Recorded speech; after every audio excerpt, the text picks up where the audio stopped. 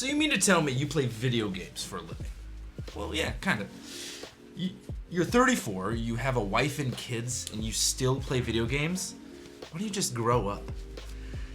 I don't know how many of you guys have heard that before, but I know for me, it has been said quite a bit. When you play video games and you're an adult, that's child stuff. You play Nintendo, that's for kids. Play a real game. And I quite honestly don't understand why that's a thing, for me, I've always thought, well, if someone's willing to sit at a coffee shop and flick through their phone to watch whatever on YouTube, TikTok, Instagram, then why can't I sit at a coffee shop and play Mario Kart or, get after some Legend of Zelda? I don't think there's anything wrong with that.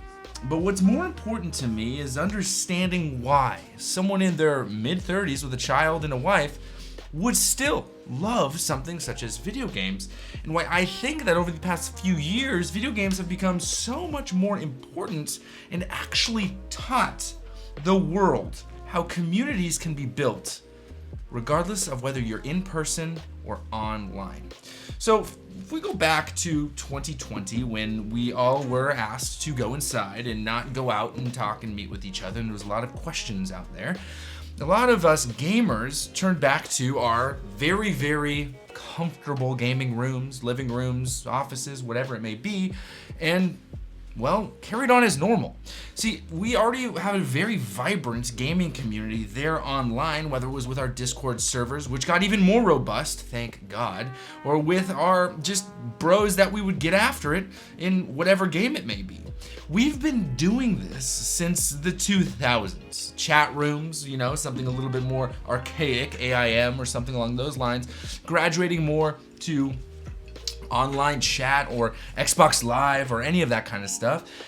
Gaming online and having friends that we may not have ever met before was not uncommon.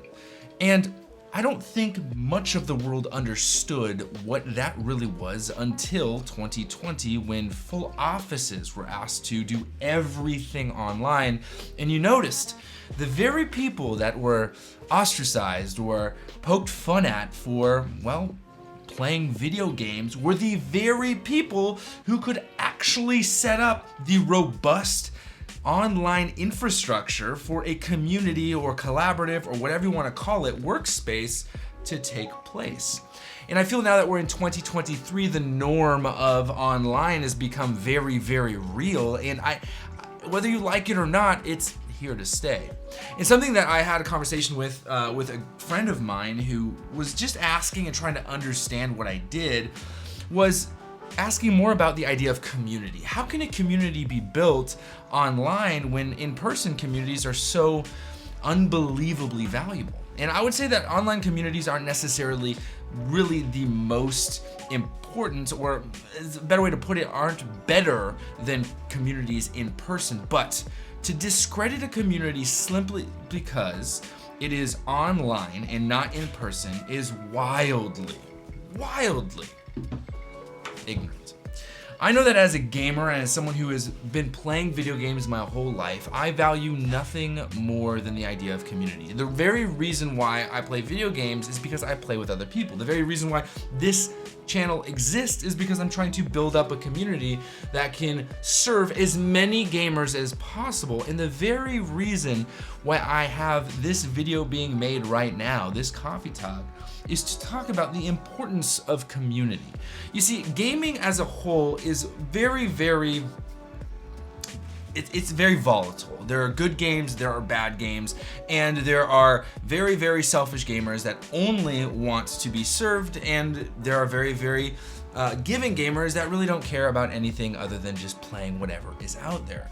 But I think what ties gaming together the most is the idea of community, and the idea that there is a common thread in my life, in your life, and whoever's life is out there that weaves us together, and that is the fandom that exists for whatever franchise or whatever genre that exists. I know that I personally am a huge fan of multiplayer games such as battle royales, where other people don't really like them, and other people who enjoy battle royales I can really get into it with. I like single player adventure games, I like single player RPG, JRPG, stuff like that, and there are communities that are robust and vibrant around those specific genres.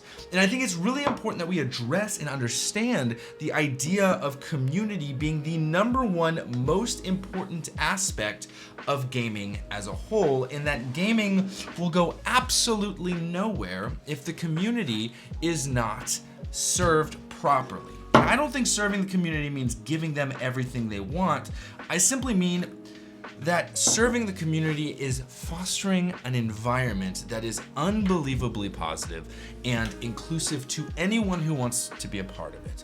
And that exactly is what I strive to do here with this channel, whether it's called Caffeine and Consoles or Julien Melnick or whatever it may be. It's very important to me that I really drive the point home that community is the utmost, I don't even know how to say it. It is so unbelievably important. And for anything to stand the test of time, there has to be a banding together of the community. And I think that now is the best time for us all to get together and to enjoy video games as a whole, and to really just find out more about each other and make this community not only big because there are a lot of people in it, but involved. And I don't know why this hit me so hard today for some reason. It's a rainy day outside. I got a brand new coffee. This is from Atomic Coffee Roasters. It's in Ethiopia, Muda Tatessa.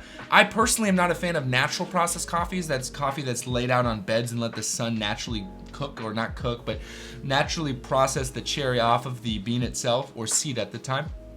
But I'm about to give it my first sip, and you will get my first impression of this Ethiopia limited release. It's a Guji, region of Guji, which I do like, but it's natural. I'm not a huge natural fan. So let's give it a first taste. Let's see what it's all about. Okay, it's cleaner than a normal natural. Naturals can often have more of a fermented taste because it's a cherry set out in the sun, so that fermentation process can unfortunately happen sometimes. Okay, let me hit it again. That's really nice. That is super clean. So it says that the tasting notes here are grapefruit zest, milk chocolate, and it's vibrant. I would say I don't taste the grapefruit zest as much, but yeah, that's tasty. I like that.